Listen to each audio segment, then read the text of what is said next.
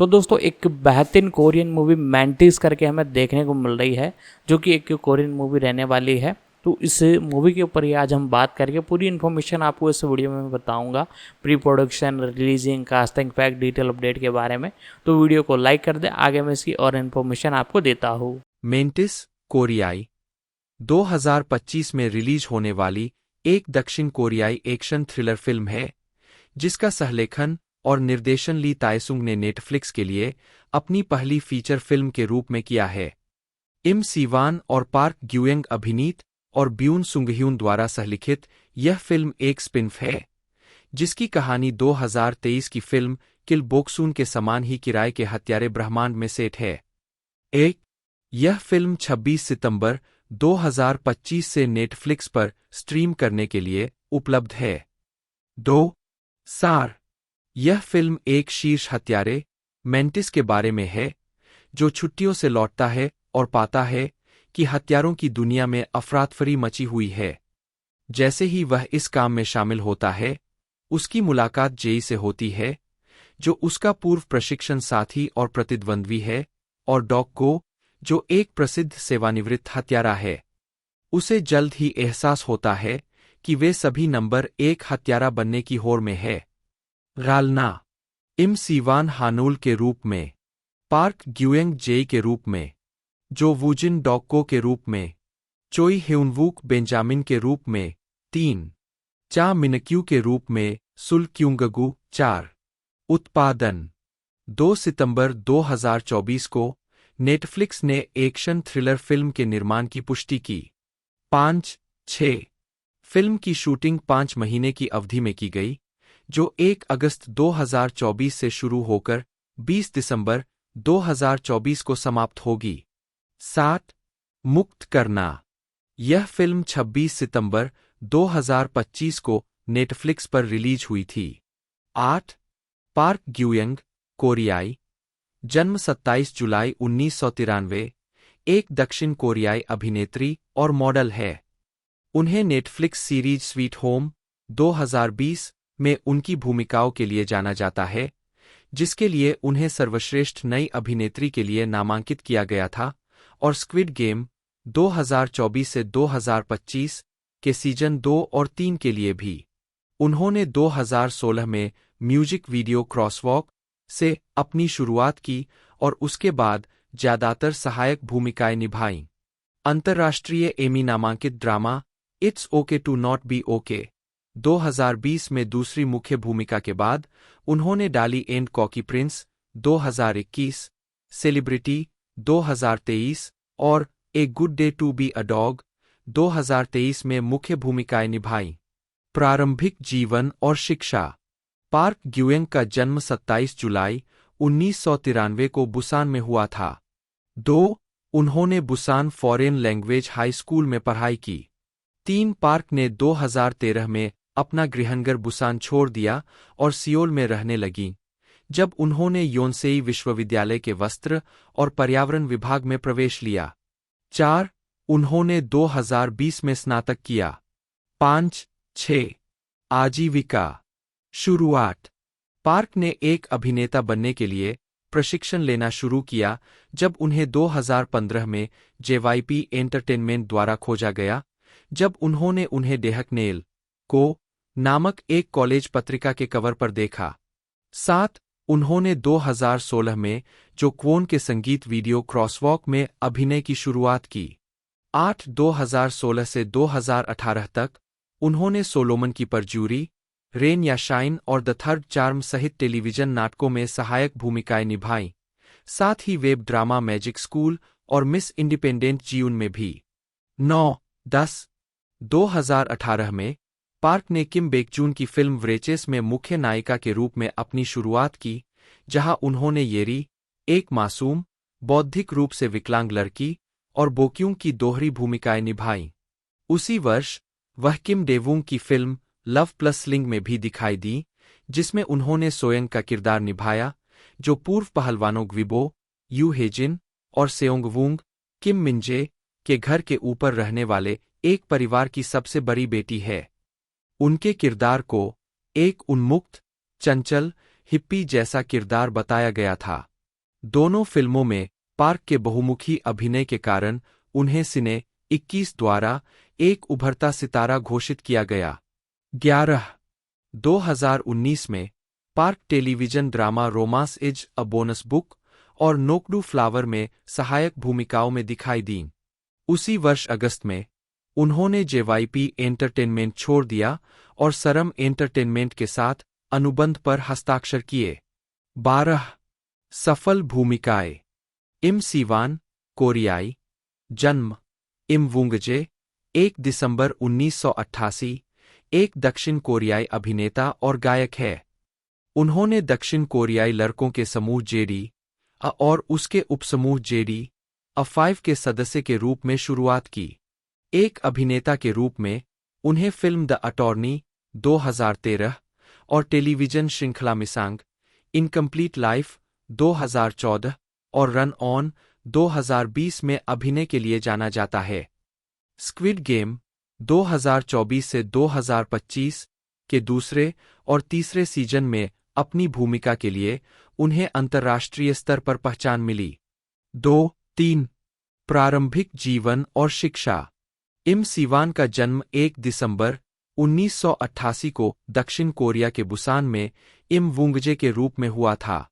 4-5 उन्होंने Busan Gudeok high school, Busan national university और university of east broadcasting arts में पढ़ाई की और वर्तमान में वुसोंग इंफॉर्मेशन कॉलेज में पढ़ रहे हैं। 6-7 उन्होंने अपने डेब्यू से पहले कानूनी तौर पर अपना नाम बदलकर वर्तमान नाम रख लिया था। 5 आजीविका 2009 से 2010 जेडी के साथ शुरुआत। मुख्य लेख जेडी जब वह बुसान में चिन चिन सॉन्ग फेस्टिवल में भाग ले रहे थे तब स्टार एम्पायर ने उन्हें प्रशिक्षु के रूप में भर्ती किया। 8 उन्होंने चिल्ड्रन ऑफ एम्पायर नामक 9 सदस्यीय समूह में प्रवेश किया जहां उन्होंने 3 साल तक प्रशिक्षण लिया। 2009 में समूह ने देश भर में गुरिल्ला प्रदर्शन करना शुरू कर दिया जब उन्होंने मंच का नाम सिवान अपनाया। 7 जनवरी 2010 को समूह ने अपने ईपी नेटिविटी के साथ जेडी नाम से शुरुआत की। 11 वह उपरिकाई जेडी 5 के सदस्य भी है। 12 वर्तमान अभिनय करियर और स्क्विड गेम के साथ सफलता। इम ऐतिहासिक ड्रामा मून एम्ब्रेसिंग द सन 2012 के कलाकारों में शामिल हो गए जिसमें उन्होंने हियो योम के युवा संस्करण की भूमिका निभाई। 13-14 मून ने 40% रेटिंग को पार कर लिया और राष्ट्रीय ड्रामा का दर्जा हासिल किया जिससे इम को प्रसिद्धि मिली। 15 उस वर्ष के अंत में इम को revenge drama man from the equator में कास्ट किया गया जिसमें उन्होंने एक ठंडे युवक की भूमिका निभाई जिसके जीवन के प्रति नकारात्मक दृष्टिकोण के पीछे एक दुखद कहानी थी। 16 इसके बाद सिटकॉम स्टैंड बाय 2012, 17 और drama special waiting for love 2013 आए। 18 2013 में उन्होंने courtroom drama film the attorney में अभिनय किया जिसमें उन्होंने एक युवा छात्र कार्यकर्ता की भूमिका निभाई जिसे कम्युनिस्ट समर्थक होने के आरोप में पुलिस ने हिरासत में लिया और प्रताड़ित किया। 19 यह फिल्म आलोचनात्मक और व्यावसायिक रूप से सफल रही। 11 मिलियन से अधिक टिकट बेचकर यह अब तक की 8वीं सबसे अधिक बिकने वाली कोरियाई फिल्म बन गई। 20 इम ने मैक्स मूवी अवार्ड्स और मैरी क्लेयर फिल्म फेस्टिवल में सर्वश्रेष्ठ नए अभिनेता का पुरस्कार जीता। 21-22 मैं 2014 में हूं। इम 2014 में टेलीविजन पर लौटे और 2 ड्रामा सीरीज में अभिनय किया। ट्रायंगल में उन्होंने बचपन में अलग हुए 3 भाइयों में सबसे छोटे की भूमिका निभाई जो एक ठंडे चैबोल घराने में पले बड़े थे। 23 वेबटून रूपांतरण और cable hit drama Misaeng incomplete life में उन्होंने इनकम्प्लीट लाइफ प्रीक्वल में एक पूर्व बैडुक खिलाड़ी की अपनी भूमिका दोहराई जो कोरियाई कॉर्पोरेट संस्कृति के अनुकूल होना सीखता है। 24 मिसांग इनकम्प्लीट लाइफ एक व्यावसायिक हिट थी जिसने 8.4% की चोटी के साथ उच्च दर्शक रेटिंग दर्ज की और इसे एक सांस्कृतिक घटना करार दिया गया।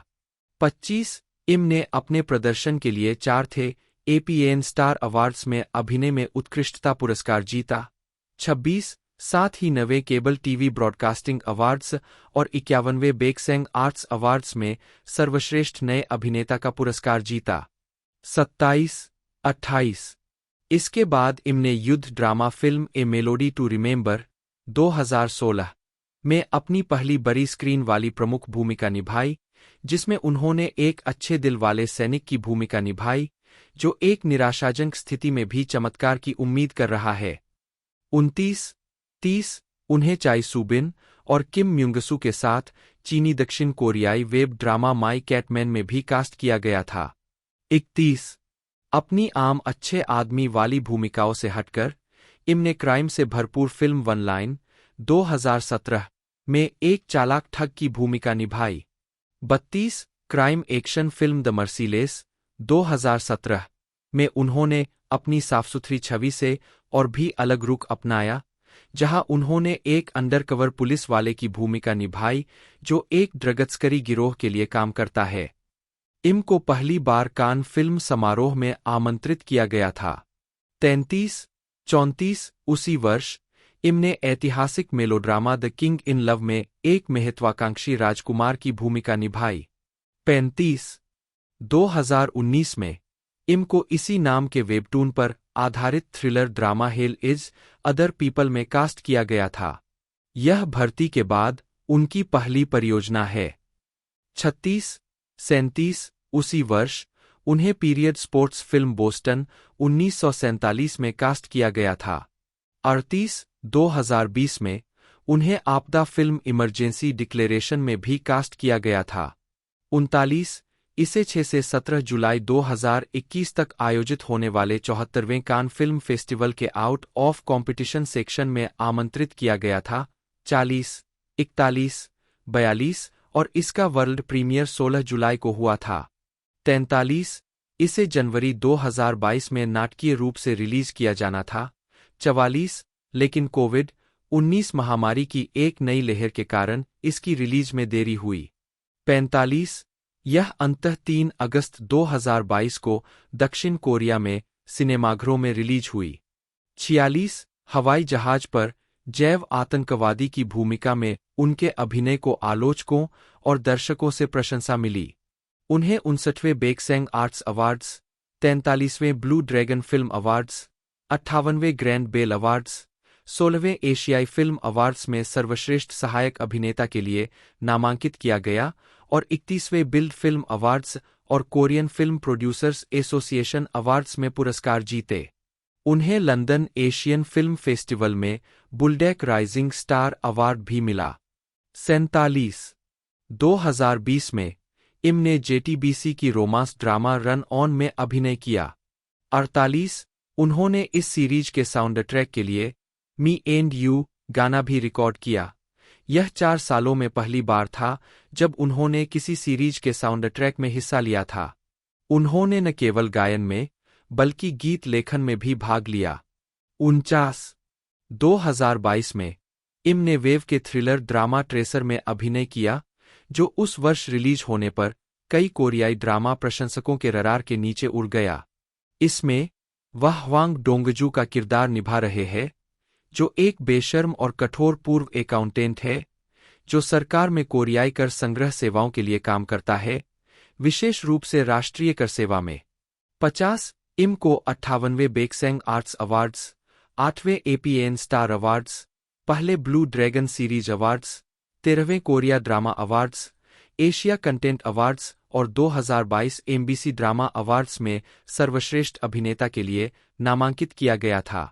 51 वह ईएनए ड्रामा समर स्ट्राइक में भी दिखाई दिए।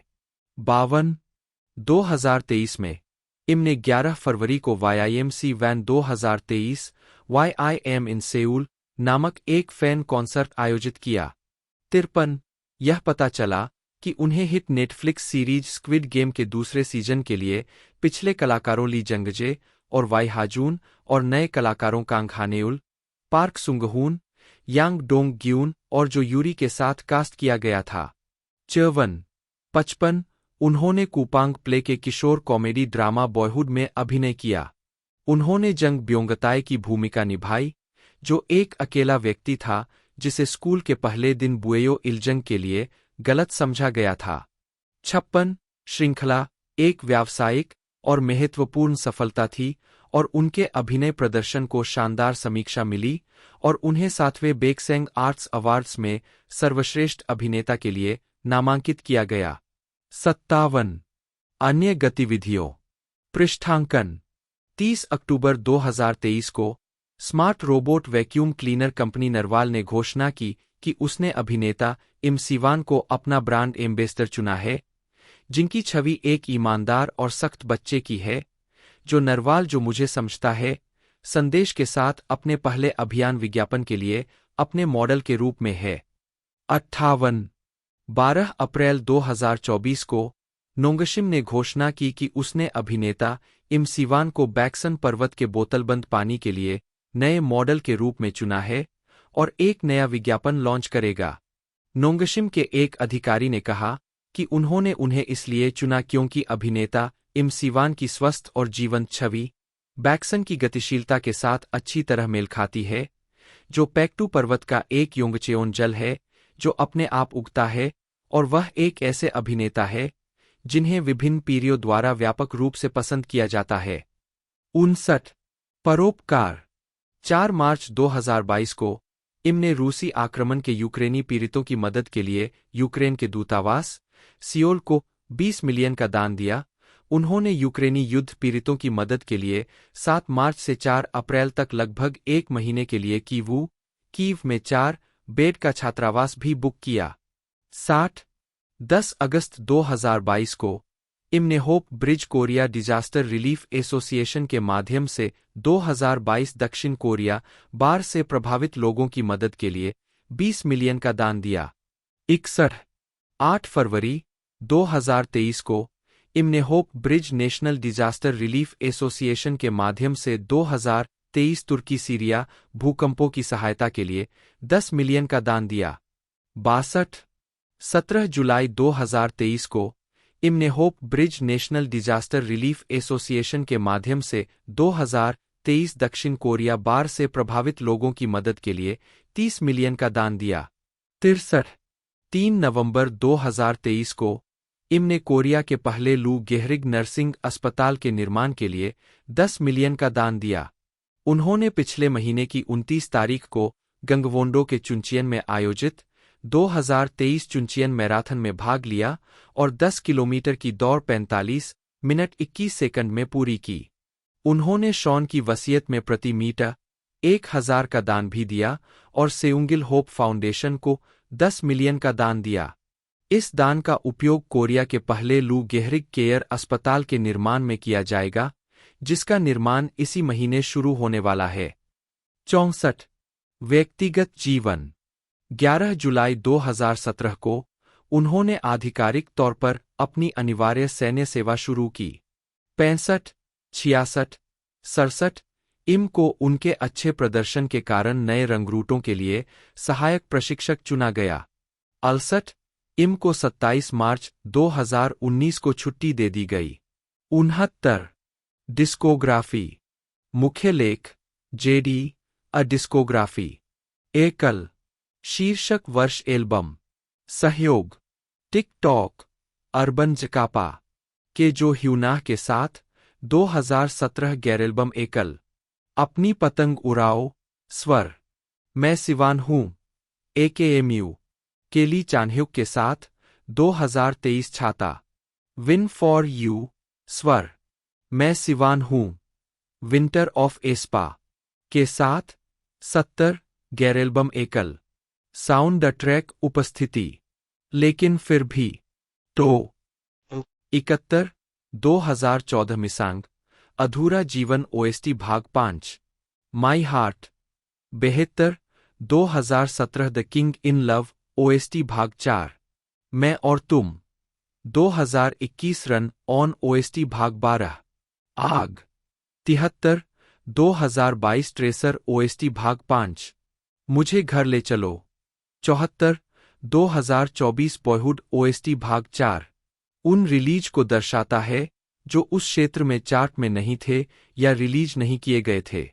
फिल्मोग्राफी पतली परत वर्ष शीर्षक भूमिका नोट्स संदर्भ 2013 अधूरा जीवन प्रीक्वल जंग गेवराय लघु फिल्म 75 वकील पार्क जिनवू 76 2014 रियो 2 ब्लू आवाज कोरियाई डब सफल भूमिकाएं 2020 में उन्होंने tvN drama it's okay to not be okay में एक टेलीविजन श्रृंखला में अपनी पहली मुख्य भूमिका निभाई जिसमें किम सूह्यून और सेओ येआजी ने अभिनय किया।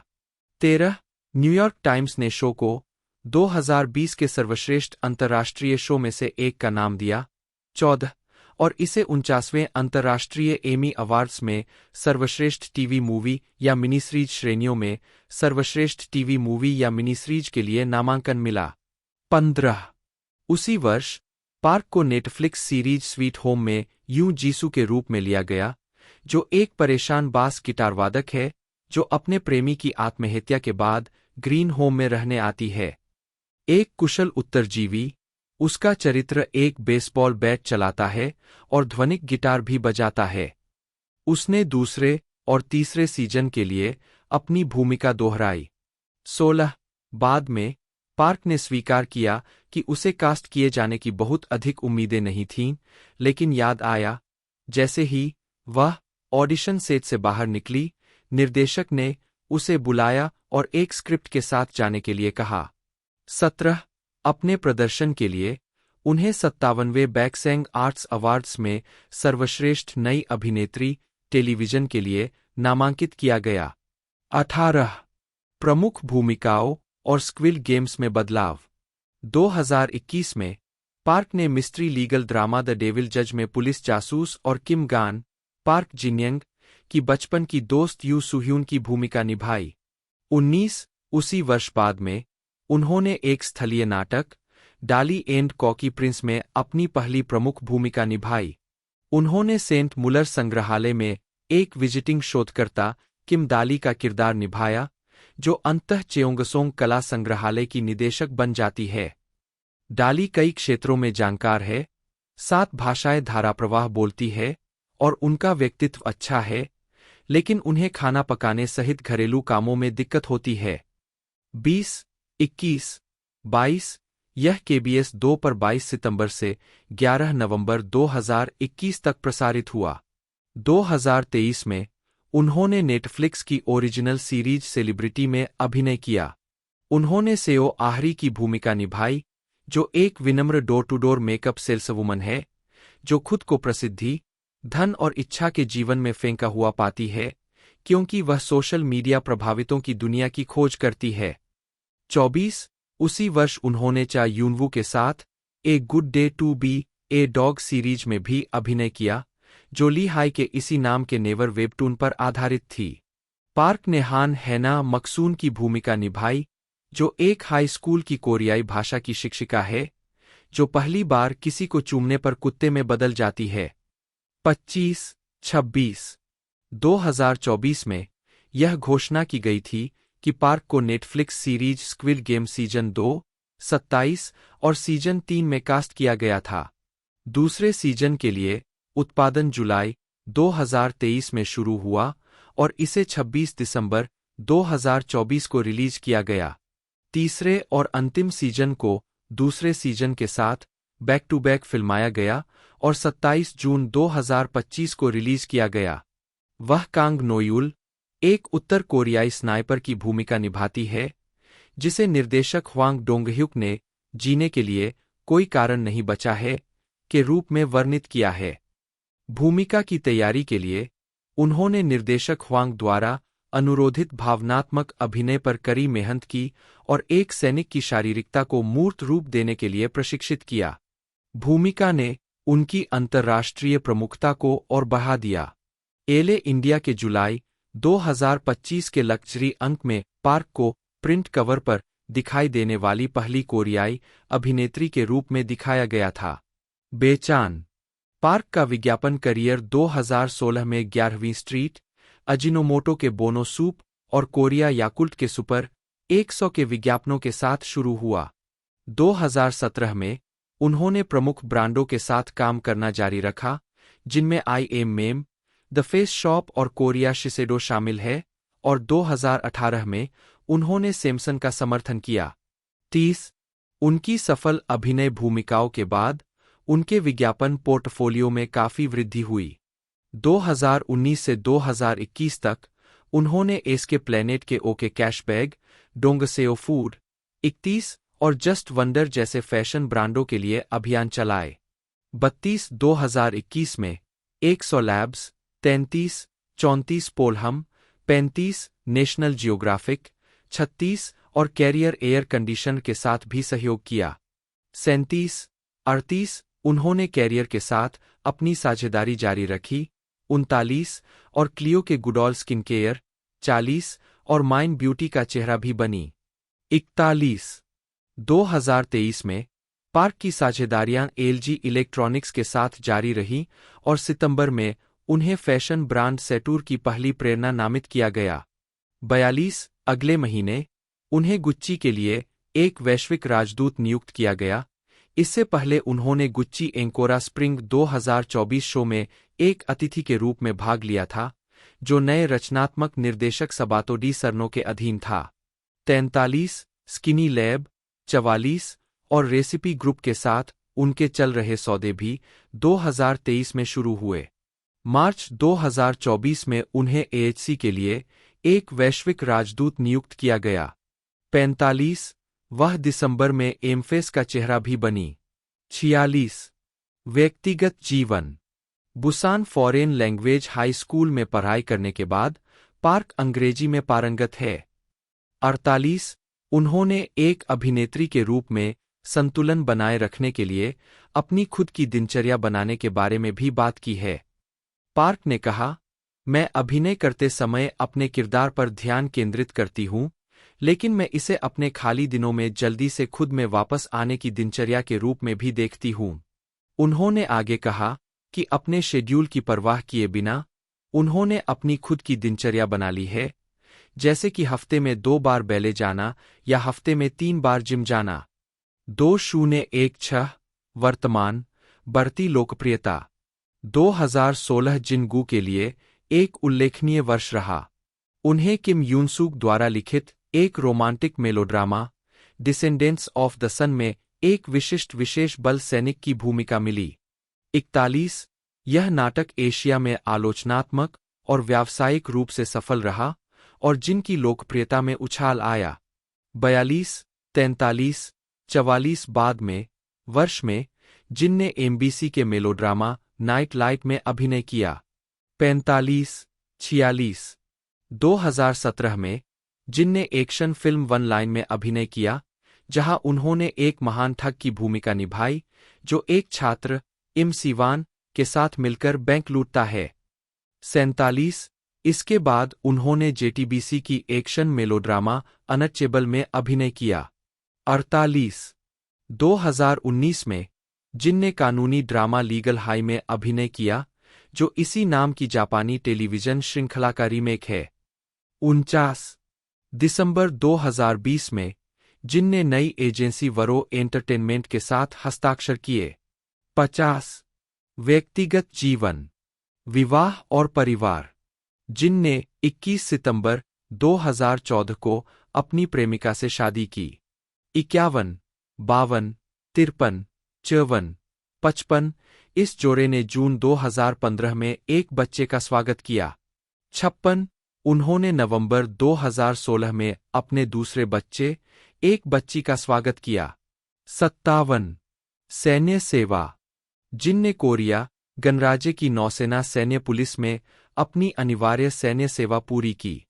58 59 फिल्मोग्राफी, पतली परत, वर्ष शीर्षक भूमिका नोट्स, 2003 रोमांटिक हत्यारे हत्यारा, 60 1+1 6 लघु फिल्म, 2005 एक करवा मीठा जीवन मिंगी, 2006 एक गंदा कार्निवल जोंगसू, 61 आइस बार इन बाक, 62 मुझे प्यार नहीं करो मिकी बटा ताए हो, 63 2007 समाधिलेख पार्क जंगनाम 64, 2008 ट्रक किम यंगहो 65, ESP युगल सुमिन 66, 2009 मा जिंताए, 2010 ले ग्रैंड शेफ 2 किमची बैटल सेओंगचान, 2011 तस्लीम दोयंग, मोबी डिक यूं हेउक, हमेशा मिट्टी के बर्तनों की दुकान के मालिक कैमियो 67, 2012 26 वर्ष क्वाक चिनबे, 2014 लक्ष्य बाक सुंगहून, एडमिरल दहारती धाराय लिम जुन्यंग, देर का वसंत कैमियो 68, 2015 CSTC बॉनली जंगही 20 वर्ष, उत्तरी सीमा रेखा हान सांगगुक, पार्क ब्युंगयून कोरियाई, जन्म 14 जुलाई 1977, एक दक्षिण कोरियाई अभिनेता है। एक प्रारंभिक जीवन और शिक्षा। पार्क ने चुंगांग विश्वविद्यालय से नाटक में स्नातक की उपाधि प्राप्त की। उद्धरण वांछित। पार्क 1997 में 90 के दशक के दक्षिण कोरियाई लड़कों के समूह ताएसाजा के साथ डेब्यू करने वाले थे, लेकिन उन्हें लगा कि वह अच्छा नहीं गा सकते, इसलिए उन्होंने यह कदम छोड़ दिया। 2. आजीविका। पार्क ने 2000 में टीवी सीरीज मिस्टर ड्यूक में एक छोटी सी भूमिका के साथ अपनी शुरुआत की। उन्होंने sex is zero 2002, princess Aurora 2005 और I am a cyborg but that's okay 2005 में छोटी भूमिकाएं निभाई। 1. 2008 में drama film the pit and the pendulum pit 2008 में उनकी पहली प्रमुख भूमिका थी। 3. 4. 2015 में उन्होंने फिल्म असैसिनेशन में एक जापानी लेफ्टिनेंट की भूमिका निभाई और उनके प्रदर्शन के बाद उन्हें एक प्रबंधन कंपनी में अनुबंधित किया गया। 2016 में उन्हें फिल्म वन लाइन 2016 में अपनी पहली प्रमुख भूमिका मिली। उन्होंने हाल ही में romcom TV series because this is my first life 5 2017 और ऐतिहासिक युद्ध महाकाव्य द ग्रेट बैटल 2018, किंगडम 2020 6 और kingdom Asian of the north 2021 में अभिनय करके अपनी भूमिकाओं में विविधता लाई। 7. 2022 में पार्क ने रिवेंज ड्रामा ईव में अभिनय किया। 8. सेओ येयाजी के साथ मुख्य पुरुष भूमिका निभाना उनके लिए एक सफल भूमिका थी। 9. फिल्मोग्राफी। पतली परत। वर्ष शीर्षक भूमिका संदर्भ 2004 स्पिन किक, 2007 सुंदर रविवार जासूस मिन, 2009 समुद्री लड़का जी हो, गड्ढा और पेंडुलम गड्ढा ब्योंगताए, पृथ्वी पर कैसे रहें येओनवू, 2010 समानांतर जीवन सेओ जियोंगवून, प्रभाव अजीबांक, पीला सागर बैंक कर्मचारी, 2011 बच्चे किम जूवान, 2012 नामहीन गैंगस्टर, समय के नियम चोई जूहान, वयस्क, 2013 एक नैतिकता पाठ ली जीहून, जिनगू, कोरियाई, जन्म 20 जुलाई 1980, एक दक्षिण कोरियाई अभिनेता है। उन्होंने बोंग जूनहो की 2009 की नॉयर थ्रिलर फिल्म मदर में अपनी भूमिका के लिए ग्रैंड बेल अवार्ड्स और ब्लू ड्रैगन फिल्म अवार्ड्स में सर्वश्रेष्ठ सहायक अभिनेता का पुरस्कार जीता। उन्हें समीक्षकों और व्यावसायिक रूप से सफल series descendants of the sun में उनकी भूमिका के लिए भी जाना जाता है। आजीविका 2003 से 2008 शुरुआत। जिनगू ने 2003 में जुआ नाटक ऑल इन में ली ब्युंगहुन द्वारा निभाए गए नायक चरित्र के युवा संस्करण के रूप में अपना टेलीविजन डेब्यू किया। 2. वे किम जीवून की फिल्म नोयर ए बिटरस्वीट लाइफ में फिर से स्क्रीन पर आए। 3. और जिन बाद में ली के साथ जुड़ गए जब उन्होंने अपनी प्रबंधन एजेंसी BH एंटरटेनमेंट की स्थापना की। 2005 में जिन ने एक एपिसोड ड्रामा साया बर्ड में अभिनय किया, जो शिन क्यूंगसुक द्वारा लिखित उपन्यास पर आधारित था, जो एक माँ और बेटे के बारे में है जो दोनों बहरे हैं। 4. इसने प्रिक्स इटालिया की टीवी मूवी बटा मिनीसीरीज श्रेणी में शीर्ष पुरस्कार जीता और जूरी ने इसे उच्च गुणवत्ता वाले प्रदर्शनों के साथ प्यार की शक्ति के बारे में एक जादुई चलती और काव्यात्मक कहानी के रूप में प्रशंसा की। 5. जापानी नाटक जोशी डेका के वेबिसोड में एक कोरियाई भाषा शिक्षक के रूप में अतिथि भूमिका निभाने के बाद। 6. जिन 2008 के स्पॉटलाइट में कोरियाई टेलीविजन पर लौटे, जो शहर की खबरों को कवर करने वाले प्रसारण समाचार पत्रकारों के जीवन की एक झलक थी। अपनी भूमिका की तैयारी के लिए जिन ने एक दिन के लिए एक युवा रिपोर्टर का पीछा किया और महसूस किया कि उनके पास नहाने या यहां तक कि अपना चेहरा धोने का भी समय नहीं है। 7. 8. हालांकि वे कम देखी गई रहे से रोमांस द ईएसपी कपल में दिखाई दिए। 9. जिनको मजबूत मूडी किरदार निभाने के लिए जाना जाता है, जैसे कि यू हा की ए डर्टी कार्निवल में एक कम रैंकिंग वाला ठग। 10. 11. और ट्रक में एक serial killer. 12. Art house horror film epitaph में एक गुप्त चिकित्सक के चित्रण के लिए। 13. जिनको गोल्डन सिनेमेटोग्राफी अवार्ड्स से सर्वश्रेष्ठ नए अभिनेता की ट्रॉफी मिली। 14. 15. 2009 से 2015 सफलता और निरंतर अभिनय, जिनकी सफलता 2009 की मदर में उनकी समीक्षकों द्वारा प्रशंसित सहायक भूमिका थी। 16. 17. 18. बोंग जूनहो थ्रिलर में उनके प्रदर्शन ने उन्हें ग्रैंड बेल अवार्ड्स। 19. कोरिया के यूनिवर्सिटी फिल्म फेस्टिवल 20 और ब्लू ड्रैगन फिल्म अवार्ड्स से पहचान दिलाई। 21, 22, 23. 2010 में जिनने अपनी कठोर छवि को त्याग कर ले ग्रैंड शेफ 2 किमची बैटल में एक जमीन से जुड़े महत्वाकांक्षी शेफ की भूमिका निभाई। उन्होंने कहा कि यह फिल्म बनाना उनके लिए बेहद सुखद रहा क्योंकि खाना बनाना उनका शौक है। हालांकि एक पेशेवर शेफ की तरह बनने के लिए उन्हें 200 घंटे मूली काटने पड़े ताकि वह अपनी गति को सही कर सकें। उन्होंने आगे बताया कि फिल्मांकन के बाद वह अपनी मां के साथ किमची बना पाए, जो एक यादगार अनुभव साबित हुआ। 24, 25. 2011 में गाइज एंड डॉल्स संगीत के लिए जिन। 2011 जिन के लिए एक व्यस्त वर्ष रहा। षड्यंत्र थ्रिलर मोबी डिक में अभिनय के अलावा। 26. उन्होंने द शोडाउन में 3 हताश जोसियन सैनिकों में से एक की मुख्य भूमिका निभाई। 27. उन्होंने संगीत में गाइज एंड डॉल्स के एक कोरियाई प्रोडक्शन में नाथन के रूप में अपनी पहली स्टेज प्रस्तुति भी दी। 28, 29, 30, 31. इसके बाद उन्होंने 26 ईयर्स में अभिनय किया, जो कांग फुल के मनहवा पर आधारित थी, जो ग्वांगजू नरसंहार के लिए जिम्मेदार व्यक्ति की हत्या की साजिश पर आधारित थी। 32. जिन 2008 में प्री प्रोडक्शन शुरू होने के बाद से ही इस परियोजना से जुड़े हुए थे। 33. लेकिन राजनीतिक रूप से विवादास्पद विषयवस्तु के कारण निवेशक पीछे हट गए। हजारों निजी व्यक्तियों से मिले ऑनलाइन दान से 2012 में फिल्मांकन फिर से शुरू हो सका। 34. जिन मूल कलाकारों में से एकमात्र बचे हुए थे, शुरुआत में युवा पुलिसकर्मी की भूमिका में, अब उन्होंने गैंगस्टर की अधिक केंद्रीय भूमिका निभाई। 35.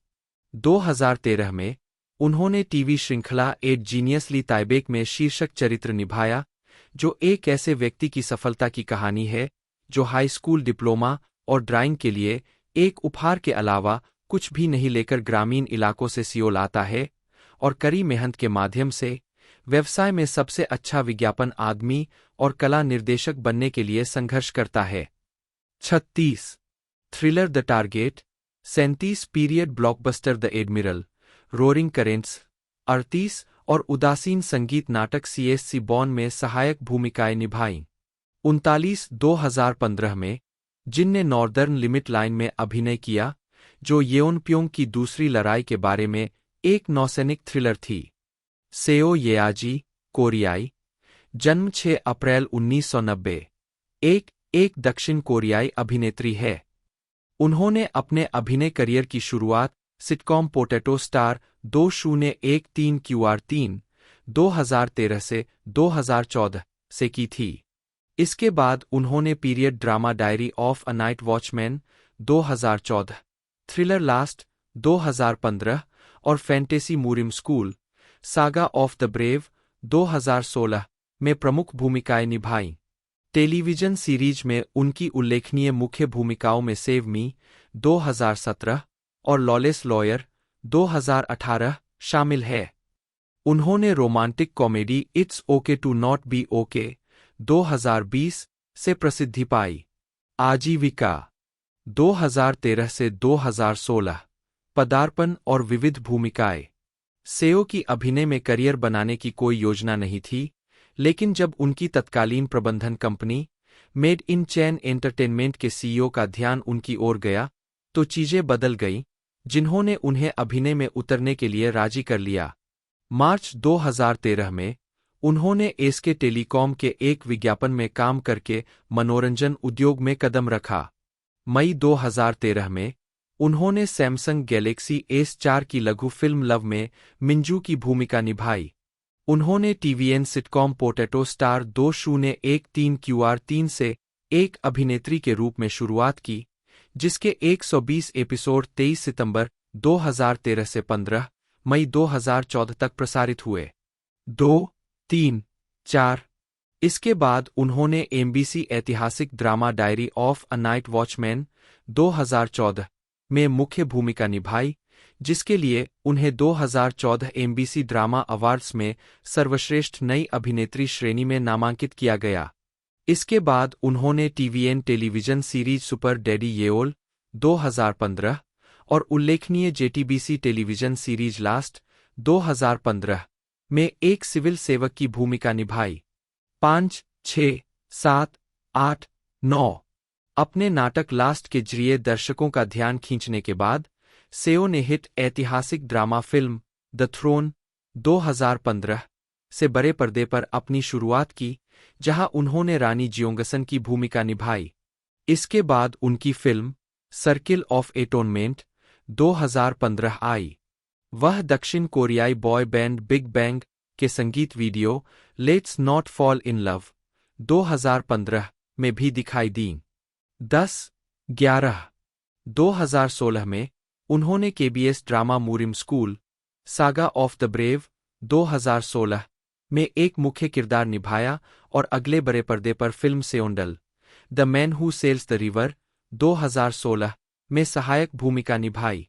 इसके बाद उन्होंने KBS drama Hwarang the poet warrior youth 2016 से 17 में सहायक भूमिका निभाई। 12/13/2016 में अपनी प्रबंधन कंपनी के साथ अनुबंध की समाप्ति के बाद सेओ ने मेड इन चैन एंटरटेनमेंट छोड़ दिया और किंग एंटरटेनमेंट से जुड़ गईं। 14/15/2017 वर्तमान अंडर वे और बढ़ती लोकप्रियता। जनवरी 2017 में अंडर वे के लिए आयोजित एक प्रेस कॉन्फ्रेंस में एसईओ 2017 की शुरुआत सेओ की पहली प्रमुख भूमिका फिल्म अंडर वे 2017 में हुई, जो आत्महत्या के समझौते के मुद्दे से निपटती थी। 16 सेओ को दर्शकों से न्यू थ्रिलर क्वीन के रूप में प्रशंसा मिली जब उन्होंने ओसीएन थ्रिलर मिस्ट्री टेलीविजन श्रृंखला सेव मी 2017 में अभिनय किया। 17/18 इसके बाद उन्होंने किम जंगह्यून के साथ दुनिया की पहली 4DX VR film stay with me 2018 में अभिनय किया। 19/20 उन्होंने ली जूंगी के साथ टीवीएन ड्रामा लॉलेस लॉयर 2018 में एक वकील की भूमिका निभाई, जिसे अपने गुस्से को नियंत्रित करना मुश्किल लगता है। 21 यह श्रृंखला एक व्यावसायिक हिट थी और केबल टेलीविजन के इतिहास में सबसे उच्च श्रेणी के कोरियाई नाटकों में से एक बन गई। 22 अगस्त 2019 में रेडियो साक्षात्कार के दौरान एसईओ 2019 में उन्होंने वार्निंग, डू नॉट प्ले और बाय क्वांटम फिजिक्स ए नाइटलाइफ वेंचर फिल्मों में अभिनय किया। 23/24 1 जनवरी 2020 को सेओ नवस्थापित मनोरंजन एजेंसी गोल्ड मेडलिस्ट में शामिल हो गए।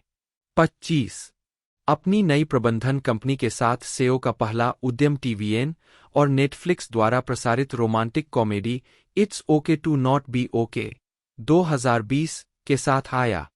26 उन्होंने किम सुह्यून के साथ अभिनय किया और एक बेस्टसेलिंग बच्चों की पुस्तक लेखिका की भूमिका में दिखाई दी, जिन्हें व्यक्तित्व विकार है। 27 उनके चरित्र के चित्रण को मनीला बुलेटिन द्वारा समीक्षकों द्वारा सराहा गया। 28 द हिंदू, 29 और द न्यूयॉर्क टाइम्स ने श्रृंखला को 2020 के सर्वश्रेष्ठ अंतर्राष्ट्रीय शो में से एक का नाम दिया और सेओ के प्रदर्शन को मंत्रमुग्ध करने वाला कहा। 30 सेओ ने लोकप्रियता में भी पर्याप्त वृद्धि का अनुभव किया और कोरिया और अंतर्राष्ट्रीय स्तर पर मीडिया का ध्यान आकर्षित किया। 31 2021 में उन्होंने किम कांगवू के साथ सेओ यूमिन द्वारा निर्देशित एक मिस्ट्री थ्रिलर फिल्म रिकॉल में अभिनय किया, जो एक शानदार सफलता थी। इसने अपने शुरुआती सप्ताहांत में स्थानीय बॉक्स ऑफिस पर शीर्ष स्थान हासिल किया। 32 दिसंबर 2021 में सेओ ने गोल्ड मेडलिस्ट के साथ अपने अनुबंध का नवीनीकरण किया। 33 2022 में सेओ ने टीवीएन मेलोड्रामा ईव में अभिनय किया। 34 30 नवंबर 2023 को गोल्ड मेडलिस्ट ने बताया कि अनुबंध समाप्त होने के बाद सेओ एजेंसी छोड़ देंगी। 35 जून 2024 में सेओ ने नई एजेंसी सबलाइम के साथ हस्ताक्षर किए। 36 अन्य उद्यम राजदूत दिसंबर 2018 में सेओ को कोरियाई राष्ट्रीय पुलिस एजेंसी द्वारा फिल्मों और नाटकों के माध्यम से पुलिस की गतिविधियों को कैप्चर करने के लिए मानद पुलिस अधिकारी के रूप में नियुक्त किया गया था। 37 पृष्ठांकन सेओ हेल्थ और beauty brand inner flora, health और लाइफस्टाइल ब्रांड न्यू ओरिजिन और Yuhan care, mask brand air, sunglass brand रीति और कॉस्मेटिक्स ब्रांड लूना के लिए विज्ञापन मॉडल बन गईं। सेओ नेवर वेबटून के लिए सीएफ सीरीज में भी काम किया।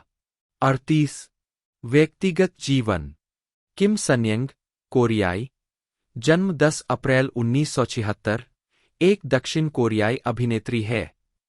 उन्होंने कई लोकप्रिय नाटकों में अभिनय किया है, जिनमें reply 1988, 2015, because this is my first life 2018, romance is a bonus book 2019, when the camellia blooms 2019, vagabond 2019, crash landing on you 2019 और बैकस्ट्रीट रूकी 2020 शामिल है। उन्होंने कम्युनिकेशंस एंड लाइज में अपने प्रदर्शन के लिए चुनसा फिल्म आर्ट अवार्ड्स और वाइल्डफ्लावर फिल्म अवार्ड्स में सर्वश्रेष्ठ सहायक अभिनेत्री का पुरस्कार जीता। 3-4 किम को क्रैश लैंडिंग ऑन यू में उनकी भूमिका के लिए 56वें बैकसेंग आर्ट्स अवार्ड्स में सर्वश्रेष्ठ सहायक अभिनेत्री का पुरस्कार मिला है। प्रारंभिक जीवन किम का जन्म 10 अप्रैल 1976 को येओंगदेओकुन, ग्योंगसांगबुकडो में एक शिक्षक परिवार में हुआ था। 1992 से 1995 तक उन्होंने येओंगदेओक गर्ल्स हाई स्कूल में पढ़ाई की। वहीं उन्हें अभिनय का शौक हो गया। 1995 से 1999 तक उन्होंने हैलिम विश्वविद्यालय में दर्शनशास्त्र की पढ़ाई की। 6 किम ने कॉलेज में थिएटर स्टेज पर अभिनय करते हुए अभिनय शुरू किया। 7 आजीविका किम ने 1995 में नाटक after the play is over से थिएटर कलाकार के रूप में शुरुआत की।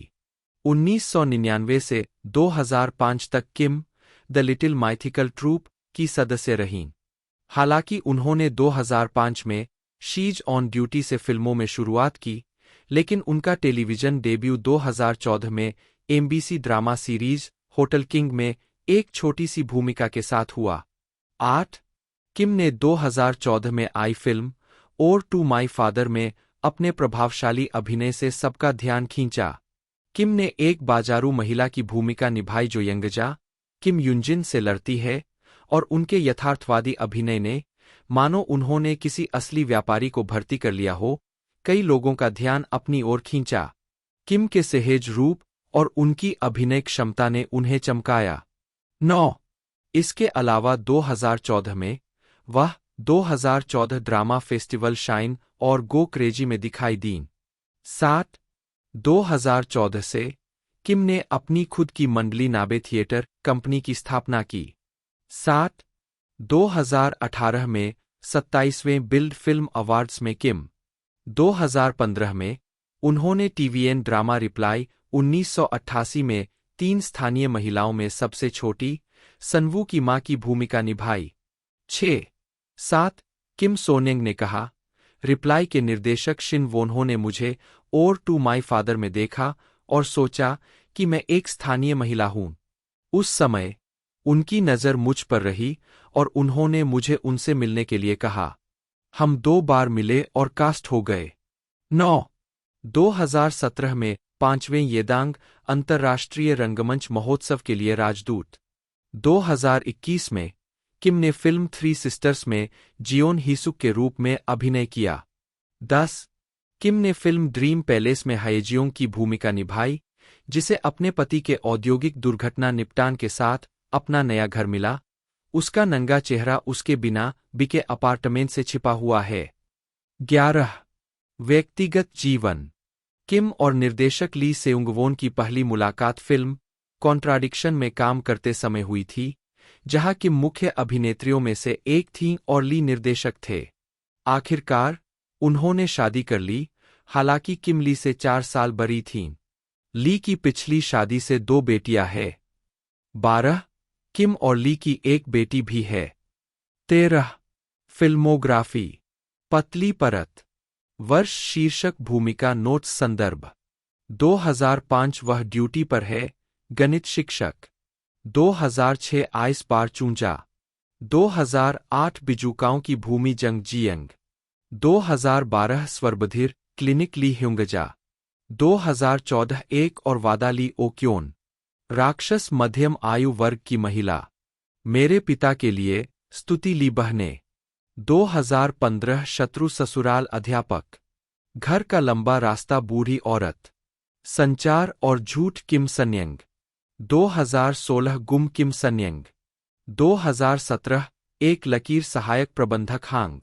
2018 इतिहास राष्ट्रपति शिन ओह जंगसे, कोरियाई। जन्म 26 फरवरी 1977, एक दक्षिण कोरियाई अभिनेता है। उन्हें television series it's okay to not be okay 2020, uncle 2021, revenant 2023, mister plankton 2024 और गुड बॉय 2025 में उनकी मुख्य भूमिकाओं के साथ साथ फिल्म स्विंग किड्स 2018 और हाई फाइव 2025 में उनकी भूमिकाओं के लिए जाना जाता है। उन्होंने 2020 और 2021 में लगातार 2 वर्षों तक बैकसेंग आर्ट्स अवार्ड्स में सर्वश्रेष्ठ सहायक अभिनेता टेलीविजन का पुरस्कार जीता। जीवन और करियर 1997 से 2014। शुरुआत। ओह जंगसे का जन्म 26 फरवरी 1977 को हुआ था। 1997 में आई फिल्म फादर से अपने करियर की शुरुआत के बाद से ही वे मनोरंजन जगत में सक्रिय है। उन्होंने नाटकों, फिल्मों, नाटकों और संगीत वीडियो सहित कई फिल्मों में काम किया है। ज्यादातर छोटी और सहायक भूमिकाएं निभाने के बावजूद उन्होंने introducing my girlfriend, ghosts live, you are my destiny, love, that unbearable lightness, our happy time, Mudori, Dungfly, Bangjajeon और चीप रोमांस जैसी फिल्मों में दृश्य चुराने वाले के रूप में लोकप्रियता हासिल की है। 1, 2, 3। ओह 2013 में वह रयू सेउंगवान द्वारा निर्देशित 2010 की फिल्म अनजस्ट में दिखाई दिए, जहां उन्होंने एक भ्रष्ट रिपोर्टर की भूमिका निभाई जो अभियोजकों से मनोरंजन और रिश्वत स्वीकार करता है और अपने स्वाद के अनुरूप लेख लिखता है। 4, 2012 में ओह ने ली सियंग के साथ फिल्म मेंस मैनुअल में हल्लू टॉप स्टार ली सेउंगजे के चरित्र को चित्रित करके लोकप्रियता हासिल की। 5, 3 2 साल बाद वह 2014 की फिल्म तज्जा, गॉड्स हैंड में दिखाई दिए, जहां उन्होंने ठंडे खलनायक चीफ सेओ की भूमिका निभाई। 6, 2017 वर्तमान, बढ़ती लोकप्रियता और प्रशंसा। 2017 में ओह लोकप्रिय हो गए और फिल्म फैब्रिकेटेड सिटी में पागलपन की कगार पर खड़े वकील मिन चेओनसांग के अपने चित्रण के लिए आलोचनात्मक प्रशंसा प्राप्त की। 7, 2019 में ओह ने फिल्म एक्सट्रीम जॉब में एक ड्रग संगठन के नेता टेड चियांग के अपने चित्रण के लिए आलोचनात्मक प्रशंसा प्राप्त की। 8 उस वर्ष ओह टेलीविजन श्रृंखला व्हेन द कैमेलिया ब्लूम्स में नोह ग्यूताए और हॉट स्टोव लीग में क्वोन क्यूंगमिन के रूप में भी दिखाई दिए। 9 भूमिकाओं के लिए उन्होंने मध्य लंबाई वाले ड्रामा श्रेणी में सर्वश्रेष्ठ सहायक अभिनेता और सर्वश्रेष्ठ जोड़ी के लिए 2019 केबीएस ड्रामा पुरस्कार जीते। ओह 2020 में ओह ने tvN television series it's okay to not be okay में ऑटिज्म से ग्रस्त एक कलात्मक प्रतिभा मून सांगताई का किरदार निभाया। उनके इस किरदार के लिए उन्हें दर्शकों से अच्छी प्रतिक्रिया मिली और टेलीविजन श्रेणी में पुरुष सहायक अभिनेता के लिए बेक्सेंग आर्ट्स अवार्ड मिला। 12 मई 2025 में ओह ने शिम नायोन निर्देशित action comedy series good boy में पार्क बोगम के साथ अभिनय किया। 13-14 व्यक्तिगत जीवन ओह और उनकी पत्नी प्राथमिक विद्यालय में मिले और 19 साल की डेटिंग के बाद शादी कर ली। 15-16 उनके 2 बच्चे हैं। 5-2020 में ओह ने एक टेलीविजन शो में खुलासा किया कि वह प्रोसोपेग्नोसिया से पीड़ित है। 17 फिल्मोग्राफी पतली परत वर्ष शीर्षक भूमिका नोट्स संदर्भ 1997 पिता 2001 पता अज्ञात 2003 में यहाँ हूँ लघु फिल्म दर्पण में और भाइयों 2004 हवा से प्रभावित पुलिस कॉर्पोरल जो बटा प्रिंस चेहरा मिन्हो भूत का घर 2005 लाल आँख कम समय तुम मेरी धूप हो जून की डायरी पॉकेट मार हमेशा आपके पीछे 2006 एक चमकदार दिन प्यार और नफरत के बीच ताएगू ली डोंगहवी जन्म 22 जुलाई 1985 एक दक्षिण कोरियाई अभिनेता और गायक है। उन्हें समीक्षकों द्वारा प्रशंसित टेलीविजन श्रृंखला रिप्लाई 1988, 2015 से 2016 में उनकी भूमिका के लिए जाना जाता है। ली ने एक स्ट्रीम जॉब 2019 फिल्म में अभिनय किया जो इतिहास की दूसरी सबसे अधिक कमाई करने वाली दक्षिण कोरियाई फिल्म है। वह दक्षिण कोरियाई सुपरग्रुप एमएसजी वानाबे के सदस्य भी है। प्रारंभिक जीवन और शिक्षा बड़े होकर ली डोंगहवी को कार्टून बनाना बहुत पसंद था और वह कार्टूनिस्ट बनने का सपना देखता था। हालांकि वह घर पर अंतर्मुखी था, लेकिन दोस्तों के साथ उसका व्यवहार बहुत अच्छा था और वह घंटों बातें करता रहता था। अपने चित्रकारी कौशल की सीमाओं को महसूस करते हुए वह सोचने लगा, क्या होगा अगर मैं इसे अपने शरीर से व्यक्त करने की कोशिश करूं? इस विचार ने उसे अभिनय करने के लिए प्रेरित किया। 2005 में उन्होंने सियोल इंस्टीट्यूट ऑफ आर्ट्स के थिएटर विभाग में दाखिला लिया। 4, 5, 6 और उसी विभाग के क्वोन ह्युक्सू और अन्य विभागों के ली सीन और किम सोनहो जैसे छात्रों के साथ शामिल हुए। 7 आजीविका ली ने 28 साल की अपेक्षाकृत देर से उम्र में इम सनराई की film run to the south के साथ अपनी शुरुआत की। 8 उसके बाद से वे बैक होम और ताज़ा द हिडन कार्ड जैसी फिल्मों में दिखाई दिए। 9-10 ली ने रेट्रो ड्रामा रिप्लाई 1988 के साथ एक सफलता हासिल की। उन्होंने एक ऑडिशन दिया जहां उन्होंने जियोंग सूरा के जॉय के प्रदर्शन के साथ निर्देशक को अपनी उल्लेखनीय गायन और नृत्य प्रतिभा से मंत्रमुग्ध कर दिया। इसके अतिरिक्त उन्होंने ली सनक्यून, पार्क ही-सून, जंग ह्युक और यू हेजिन की आवाजों की नकल करके सभी को हंसा दिया। 11 परिणामस्वरूप उन्हें डोंगरयोंग के चरित्र को चित्रित करने के लिए चुना गया और 2015 के ड्रामा रिप्लाई 1988 के माध्यम से दर्शकों के बीच अपार लोकप्रियता हासिल की। 9-10 इसके बाद फिल्म वेटरन 2015 आई। 9-10 इसके बाद उन्होंने चांग यूजियोंग की comedy drama film the Bros 2017 में मां डोंगसियोक और ली हनी के साथ अभिनय किया।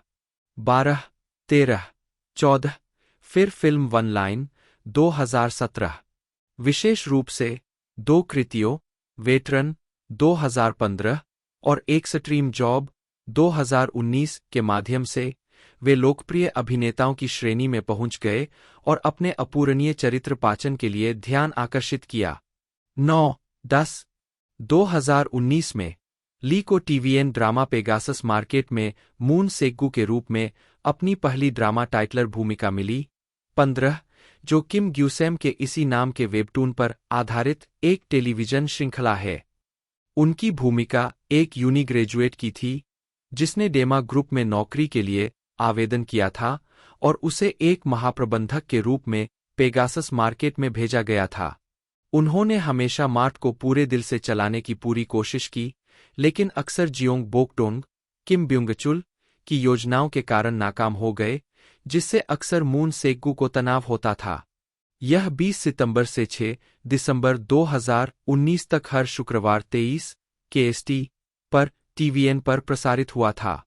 16-17 नवंबर 2020 को कीस ने घोषणा की कि ली ने लेबल के साथ एक विशेष अनुबंध पर हस्ताक्षर किए हैं। 9 मई 2021 में ली को MSG वानाबे सदस्यों में से एक के रूप में प्रकट किया गया था, जिन्होंने विभिन्न प्रकार के शो कार्यक्रम हैंगआउट विद यू को पारित किया और MSG वानाबे के सदस्य के रूप में शुरुआत की और उपइकाई JSD का हिस्सा थे। 18-19 दिसंबर 2023 में ली ने कंपनी ऑन के साथ एक विशेष अनुबंध पर हस्ताक्षर किए। 20 व्यक्तिगत जीवन ली 2015 से मॉडल अभिनेत्री जंग होयोन के साथ रिश्ते में थीं। 21-26 नवंबर 2024 को जंग और ली दोनों की एजेंसियों ने एक बयान जारी कर कहा कि दोनों ने 9 साल की डेटिंग के बाद अलग होने का फैसला किया है। 22 वह BYH 48 नामक एक सेलिब्रिटी दोस्तों के समूह का हिस्सा है, जिसमें EXO के सुहो, रयू जुनियोल, ब्यून योहान, जी सू और अन्य शामिल है। यह नाम उनके प्रशंसकों द्वारा गढ़ा गया था, जहां BYH समूह के नेता ब्यून योहान को दर्शाता है और 48 जापानी आइडल समूह AKB 48 की पैरोडी है। 23-24 अन्य उद्यम पृष्ठांकन यू यंगयून, कोरियाई, जन्म 1990, एक दक्षिण कोरियाई टेलीविजन निर्देशक है जिन्होंने KBS में अपना करियर शुरू किया था। उन्होंने descendants of the sun, queen of mystery, manhole और क्वीन ऑफ मिस्ट्री 2 जैसे नाटक में सहायक निर्देशक के रूप में काम किया। मुख्य निर्देशक के रूप में उनका निर्देशन डेब्यू KBS ड्रामा स्पेशल 2018 में हुआ था और उन्होंने KBS ड्रामा स्पेशल 2019 और KBS ड्रामा स्पेशल 2020 में भी काम किया। 2019 में उन्हें KBS drama special socialisation understanding of dance के लिए 22वां जेंडर इक्वेलिटी अवार्ड मिला। उन्होंने television series how to buy a friend 2020 का भी निर्देशन किया और 243वां PD of the month award जीता। आजीविका यू ने अपने करियर की शुरुआत KBS ड्रामा विभाग में निर्देशक के रूप में की थी। उन्होंने descendants of the sun, queen of mystery, manhole और क्वीन ऑफ मिस्ट्री 2 जैसे नाटकों में सहायक निर्देशक के रूप में काम किया। 2018 में यू को KBS ड्रामा स्पेशल 2018 का मुख्य निर्देशक बनने का अवसर मिला। उन्होंने 2 एकांकी नाटक टू ब्राइट फॉर रोमांस और ड्रीमर्स का निर्देशन किया। यू ने KBS ड्रामा स्पेशल 2018 की चौथी किस्त टू ब्राइट फॉर रोमांस के साथ अपना आधिकारिक निर्देशन पदार्पण किया, जो 5 अक्टूबर 2018 को प्रसारित हुआ। यह नाटक किम ग्यूमही के इसी नाम के उपन्यास पर आधारित था, जिसने 2016 में 7वें यंग आर्टिस्ट अवार्ड में भव्य पुरस्कार जीता था। 3 यू ने इस नाटक के लिए चोई कांगही के साथ पुनर्मिलन किया और कलाकारों में ली वोनक्यू भी शामिल थे, जिसने परियोजना के आसपास की प्रत्याशा को बढ़ा दिया। इसके बाद यू ने KBS ड्रामा स्पेशल 2018 की 7वीं किस्त ड्रीमर्स का निर्देशन किया, जो 25 अक्टूबर 2018 को प्रसारित हुआ। बेक सोयोन द्वारा लिखित ड्रीमर्स में जिनवूक, ली हकजू द्वारा अभिनीत और सेयंग, किम सेबायोक द्वारा अभिनीत की कहानी को दर्शाया गया है, जो अपने प्रियजनों को खो देते हैं और सपनों के माध्यम से वास्तविकता से बचने की कोशिश करते हैं। 4 दोनों नाटकों में यू ने किम जुहुन को उनके एक थिएटर प्रदर्शन से प्रभावित होने के बाद कास्ट किया। 3 2018 में यू को KBS drama special 2019 socialisation understanding of dance का मुख्य निर्देशक बनने का अवसर मिला। यू को इस नाटक के निर्देशन के लिए 22वें media award for gender equality MA drama श्रेणी में मिनिस्टर अवार्ड ग्रैंड प्राइज से सम्मानित किया गया। 5 2020 में यू ने अभिनेता ली संग्योब और ली यूएंग के साथ मिलकर KBS drama special trace of love में काम किया। जियोंग ह्यून द्वारा लिखित यह ड्रामा एक पुराने रिश्ते की दिल को छू लेने वाली पड़ताल को दर्शाता है। कहानी ली जुएंग के इर्दगिर्द घूमती है, जो एक आर्किटेक्चरल ऑफिस में असिस्टेंट मैनेजर है, और उसका साथ देती है उसका पूर्व प्रेमी जीसियोप, जिसका किरदार ली संग्योब ने निभाया है, और वे दोनों अपने पुराने रोमांस के अवशेषों में खो जाते हैं। यह ड्रामा दर्शकों को उनके सफर की पेचीदगियों को करीब से देखने का मौका देता है। 6 2020 में यू ने अपनी पहली श्रृंखला how to buy a friend का निर्देशन किया, जो कि लाड क्वोन द्वारा डैम वेबटून फ्रेंडशिप कॉन्ट्रैक्ट पर आधारित है और 6 से 14 अप्रैल 2020 तक केबीएस 2 पर प्रसारित हुई। कहानी 2 किशोरों का अनुसरण करती है जो एक संविदात्मक संबंध में प्रवेश करते हैं। हियो डॉनह्युक, शिन सेउंगहो, अपनी प्रेमिका की आत्महत्या के पीछे की सच्चाई को उजागर करने में मदद के बदले में पार्क चानहोंग, ली शिन्यंग को उसके धमकाने से बचाने का वादा करता है। 7 यू को उसके कामुक और सुंदर दृश्य के लिए अनुकूल समीक्षा मिली और उसने 243वां PD of the month awards जीता। 6 8 विशेष रूप से निर्देशक यू यंग्यून एक ऐसे व्यक्ति थे जो उस क्षण पर भरोसा करते थे और उसका इंतजार करते थे जब अभिनेता और भूमिका की सच्ची भावनाएं सामने आती थीं। यू यंग्यून के बारे में कांग हान्ना, एस्क्वायर कोरिया साक्षात्कार 9 2022 में यू ने अपने पहले 16 एपिसोड के ऐतिहासिक ड्रामा ब्लरी हार्ट का निर्देशन किया। यह सीरीज 2022 का एक दक्षिण कोरियाई टेलीविजन शो है जिसमें ली जून, कांग हान्ना, जंग ह्युक, पार्क जियोन, हियो सुंगताए और चोई री ने अभिनय किया है। यह केबीएस 2 पर 2 मई से 21 जून 2022 तक प्रत्येक सोमवार और मंगलवार को प्रसारित होता है। यह शो चुनिंदा क्षेत्रों में डिज्नी प्लस पर स्ट्रीमिंग के लिए भी उपलब्ध है। यू ने बताया कि कोरियाई शीर्षक रेड सिंगल हार्ट एक अपरिवर्तनीय सच्चे दिल को दर्शाता है और एक मनोरंजक नाटक का वादा किया है जो दिल के लाल होने के निहितार्थों की पड़ताल करता है। श्रृंखला ने अपने आश्चर्यजनक दृश्यों और अभिनेताओं के उत्कृष्ट प्रदर्शन के लिए लोकप्रियता हासिल की, जिन्होंने अपने पात्रों को पूरी तरह से मूर्त रूप दिया। 10/9 2023 में यू को आगामी हांग सिस्टर्स की OTT romantic comedy can this love be translated के निर्देशक के रूप में रिपोर्ट किया गया था, जिसका प्रीमियर 2025 में नेटफ्लिक्स पर होना तय है। 27 जून 2024 को नेटफ्लिक्स ने श्रृंखला के निर्माण की पुष्टि की और किम सोन हो, गो यूंजंग, सोता फुकुशी, ली यीडेम और चोई वूसुंग की कास्टिंग का खुलासा किया। 12 गो यूंजंग फिल्मांकन के लिए 24 जून 2024 को जापान के लिए रवाना हुए। 13 उत्पादन की तैयारियां जून 2024 में पूरी हो गई, जिसके तुरंत बाद जापान और इटली जैसे विभिन्न स्थानों पर फिल्मांकन शुरू हो गया। 14-15 प्रोडक्शन कंपनी इमेजिनस के उपाध्यक्ष रयू ह्युंगजिन ने खुलासा किया कि हांग सिस्टर्स द्वारा संचालित स्टूडियो सोट और महिला रचनाकारों किम जिनी, ली नाजियोंग और ली यूंजंग द्वारा प्रबंधित ट्राई स्टूडियो, दोनों ही सीईओ चोई जिन्ही के नेतृत्व में इमेजिनस की छत्रछाया में है। 16-17 स्टूडियो हाई नाटक के दृश्य प्रभावों को संभालेगा। 18 फिल्मोग्राफी अप्रैल 2021 में सेओ पर 2018 में द टाइम के लिए आयोजित एक प्रेस कॉन्फ्रेंस में किम जंगह्यून के व्यवहार और सीरीज से उनके बाहर होने का आरोप लगाया गया था। 12 अप्रैल को दक्षिण कोरियाई स्थानीय टैब्लॉइड डिस्पैच ने किम जंग-ह्यून और सेओ के बीच कथित टेक्स्ट संदेशों का खुलासा किया, जिसमें अभिनेत्री ने किम से ड्रामा द टाइम में महिला अभिनेताओं के साथ किसी भी तरह के शारीरिक संपर्क से परहेज करने की मांग की थी। 39 उसने कथित तौर पर सेओ से स्क्रिप्ट से रोमांटिक दृश्यों को हटाने के लिए कहा था। अंततः उन्होंने खाने और नींद न आने की बीमारी का हवाला देते हुए बीच में ही प्रोडक्शन छोड़ दिया। 40 जवाब में सेओ की एजेंसी गोल्ड मेडलिस्ट ने इस दावे का खंडन किया कि किम के व्यवहार और श्रृंखला से अचानक बाहर निकलने के पीछे वह कारण थी।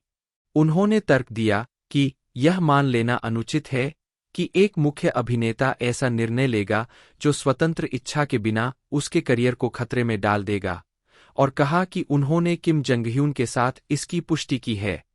41 एजेंसी ने तर्क दिया कि उनके बीच आदान-प्रदान किए गए संदेश बहुत भ्रामक थे और शूटिंग दृश्यों को लेकर केवल ईर्ष्यापूर्ण झगड़े थे। इन आरोपों के बीच सेओ ने कोरियाई नाटक आइलैंड के चल रहे निर्माण से हाथ खींच लिया। निर्माण के अनुसार उसके चरित्र को फिर से तैयार और लिखा जाएगा। 42 मई 2021 में किम जंग-ह्यून ने खुलासा किया कि उन्होंने अपनी एजेंसी के साथ अपना अनुबंध समाप्त कर दिया है, जिस पर उन्होंने अपनी स्वास्थ्य समस्याओं के बावजूद 2018 की प्रेस कॉन्फ्रेंस के लिए उन पर दबाव डालने का आरोप लगाया था। किम ने आगे कहा कि वह उस घटना के बाद से उनके खिलाफ झूठे दावे करने के लिए एजेंसी के खिलाफ कानूनी कार्रवाई करेंगे। इसके अलावा किम ने अपने व्यवहार में सेओ की किसी भी तरह की संलिप्तता से भी इनकार किया और अपनी स्वास्थ्य समस्याओं और कंपनी द्वारा किए गए दुर्व्यवहार के मुद्दों को दोहराया। 43 फिल्मोग्राफी पतली परत वर्ष शीर्षक भूमिका नोट्स संदर्भ 2013 प्यार मिंजू लघु फिल्म 44 2015 सिंहासन रानी जियोंगसुन 45 प्रायश्चित का चक्र कांग यूशिन 46 2016 सेओंडल नदी बेचने वाला आदमी ग्यूयंग 47 2017 एक और तरीका जंगवोन 48 द ब्रदर्स आरए विशेष उपस्थिति 49 2018 मेरे साथ रहो येओन्सु 4 DX VR फिल्म, जिसे meet the memories first love के नाम से भी जाना जाता है 50 51 2019 चेतावनी न खेले मिजंग 52 क्वांटम फिजिक्स द्वारा एक नाइटलाइफ वेंचर सेओंग यून्योंग 53 54 55 2021 स्मरण सुजिन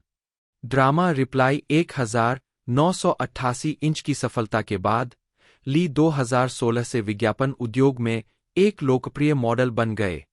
वह एक चिकन विज्ञापन का चेहरा बन गए, एक ऐसी भूमिका जो आमतौर पर लोकप्रिय सितारों के लिए आरक्षित होती है।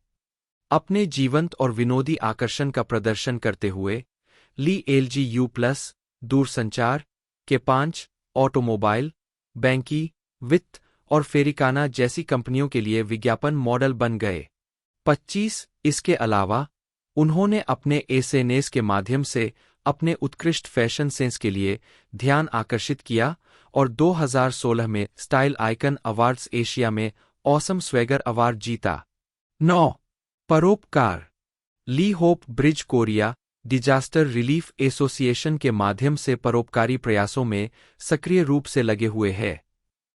8 मार्च 2022 को उन्होंने उल्जिन ग्योंगबुक में शुरू हुई और सेमचोक गैंगवॉन तक फैल गई व्यापक जंगल की आग से प्रभावित लोगों का समर्थन करने के लिए 10 मिलियन का दान दिया।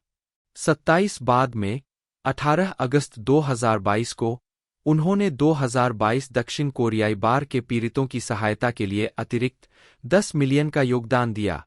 28 फिल्मोग्राफी पतली परत वर्ष शीर्षक भूमिका टिप्पणी 2013 दक्षिण की ओर भागो कैफे सदस्य 1 ठंड आंखें तोता रात की रानी पुरुष कर्मचारी 1 घर वापसी का रास्ता ग्वांगसिक 2014 जानवर सुयोंग मृतकों के लिए कोई आंसू नहीं इलेक्ट्रिक वाहन इंजीनियर ताज़ा छिपा हुआ कार्ड लायक फैशन राजा डुओ मैन 2015 अंदर की सुंदरता संगबेक अनुभवी यूं होंगरियोल एक फूल की आवाज चिलसुंग 2016 दासी श्रीगु भाग्य कुंजी मिनसियोक कैमिया 2017 गोपनीय असाइनमेंट पार्क म्यूंगहो एक लकीर वरिष्ठ प्रबंधक सॉन्ग।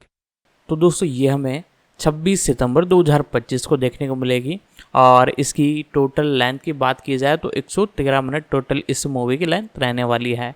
वाकई मैंने पूरी इन्फॉर्मेशन आपको बता दी है। वीडियो आपको अच्छी लगती है तो लाइक कीजिएगा, चैनल को सब्सक्राइब कर बेल आइकन दबा कर इसे ऑल पर सेट कर दीजिएगा। तो आज की इस वीडियो में इतना ही, मिलते हैं अगले वीडियो में।